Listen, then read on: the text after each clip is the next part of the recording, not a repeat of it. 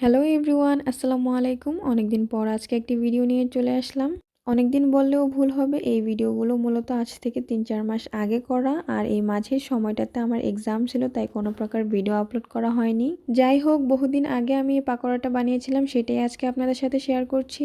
ফার্স্টেই একটা বড় সাইজের আলু আমি কুচি করে কেটে নিয়েছি। দেন বাসায় সিম ছিল, কয়েকটা সিমও আমি কুচি করে কেটে দিয়েছি। তার সাথে একদমই ছোট ছোট করে আমি 2 পিস চিকেন অ্যাড করেছি। দেন এখানে ধনেপাতা দিলাম। তারপর এখানে দিয়েছি স্বাদমতো লবণ ও পরিমাণ মতো হলুদ গুঁড়া। দেন এখানে সামান্য পরিমাণ জিরা গুঁড়া ও গোলমরিচের গুঁড়া অ্যাড করেছি।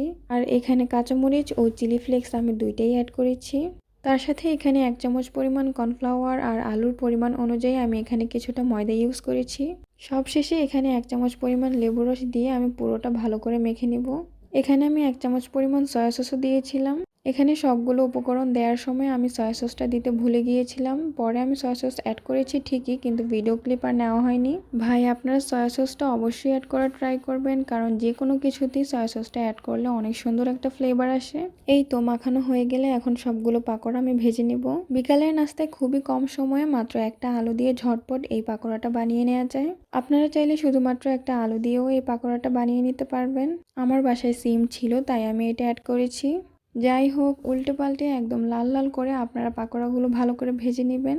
গাইস, বিশ্বাস করেন এই পাকোড়াটা অনেক বেশি ক্রিস্পি হয়, যার কারণে অনেক মজাও লাগে। গাইস, এখন আপনারা বিশ্বাস করেন আর না করেন, আমার ভিডিওতে অবশ্যই একটা লাইক দিয়ে রাখবেন, আর ভিডিওটি যদি ভালো লেগে থাকে একটা ফলো দিয়ে রাখবেন। দেখা হবে নেক্সট কোনো ভিডিওতে। ততক্ষণ আপনারা ভালো থাকবেন, সুস্থ থাকবেন। আল্লাহ হাফিজ।